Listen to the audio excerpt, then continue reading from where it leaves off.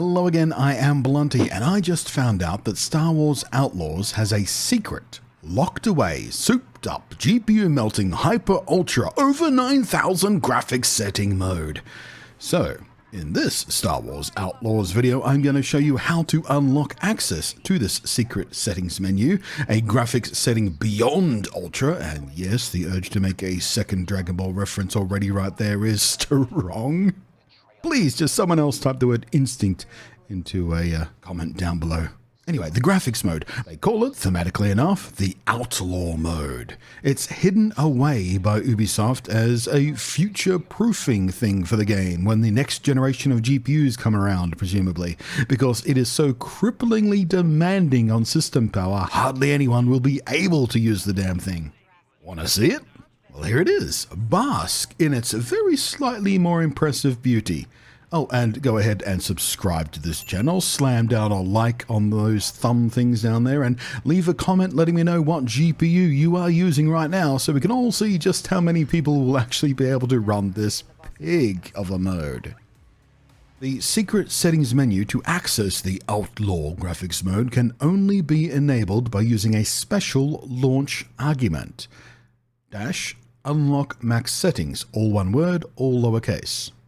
And naturally, this is for the PC version only, so if you're on console and you had your hopes up for a second there, well, that was a bit silly of you, wasn't it? Don't you think so? I mean, come on, buddy. You're on a console. Come on, buddy. Get your expectations in order. Anyway, once you launch the game with this argument in place, you'll find the new Outlaw graphics quality preset in place just where you'd expect it to be. But you can also now fine-tune a bunch of settings with new maximum settings unlocked for each of them. Micro detail quality, shadow quality, spotlight shadow quality, deformable terrain quality, cinematic effects quality, and all of the ray tracing options get an extra notch up too. The result, with all other factors being equal, is one absolute kick in the ghoulies for your graphics card. My system here cooks along on a Ryzen 7 7700X CPU, an RX 7900 XTX Phantom Gaming 24GB OC GPU, and 32GB of DDR5 RAM. With the system, maxing out the game on the Ultra defaults at 4K gets me into the 70s and 80s easily in the opening acts. But the instant I flipped on the Outlaw mode, I lost somewhere in the order of 50 to 60% of my frame rate. It is brutal. That said, if you are someone who can tolerate 30 FPS gaming in current year, then sure, you are actually still fine here because it can maintain 30 FPS minimum.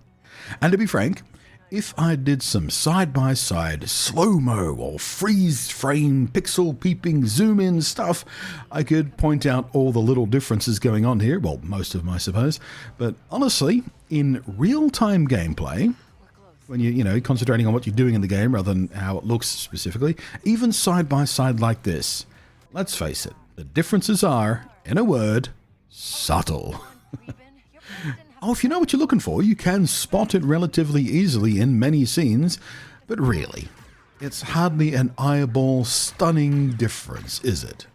And to be fair, I did not expect it to be. It is very often the case that, that the peak end of the graphics settings, the differences between a game's, say, high and ultra modes, for example, are already a lot more subtle than, say, low to medium setting comparisons. Just the nature of the beast. But I do appreciate the extra juice on the ray tracing. Not everyone will. Hell, there are people out there who I still see insisting that ray tracing is just a gimmick and they can't even tell the difference whether it's on or off.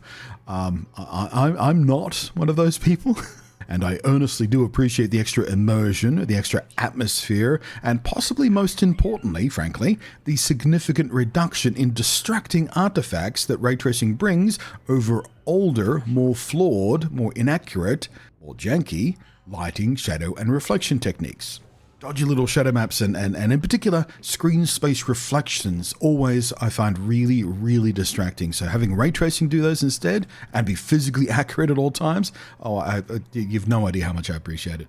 In any case, I am, however, not willing to slam down to 30 FPS or so just to get it in games like this. No, thank you.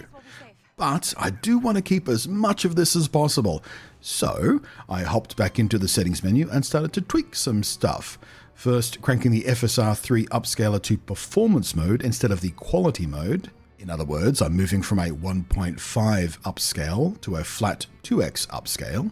I also turned on the frame generation, as while the other settings I tweaked did make a big enough difference, it wasn't quite enough to consistently nail it at 60 FPS, so this helps smooth out the presentation even more. So when you are looking at the comparative gameplay, remember the true frame rate being pushed is half of what is actually being displayed. And that's the frame rate that dictates the feel of the game, even though the frame generation helps with visual fluidity. And the tiny bit of input lag that frame gen inevitably causes, just by nature of how it works, isn't really a big issue in this title and this gameplay style. You're not relying on sort of twitch reflexes here. But as you've been seeing, just these few tweaks to some of the more subtle or frankly unnoticeable settings, especially the shadow stuff. That's always the first thing you want to go to when you're trying to tweak graphics settings. But with that, I've moved from the low to mid 30s up to the low 90s. Again, remember, the true rendered frame rate before frame generation's little gimmick is half, so the game feels more like 45 FPS, even if it looks smoother. And the mid-40s is what I would consider to be a sort of a flaw for enjoying this game and this gameplay style properly. Although, of course, in a YouTube video, you folks are seeing 60 FPS, which you could also manually cap the game at to keep it very consistent if you like, and using the frame generation to sort of help pad that out, which I will be doing for streaming anyway, just to avoid, tearing issues that can happen with that particular setup. But yeah, with the Outlaw settings slightly tweaked and with the frame gen a little more juice from FSR, the game looks amazing. Feels good, runs smooth, looks crispy. And again, while often very subtle, it's still nice. The world detail, it's all about that immersion and atmosphere, man. I am off now to be a space scoundrel. Or I guess at least I will be once I start actually playing this thing for real and proper on Twitch live streams tomorrow.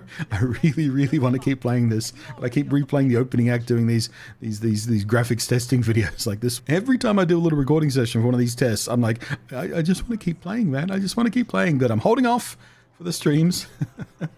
So pump a follow over on Twitch if you want to hang out for that.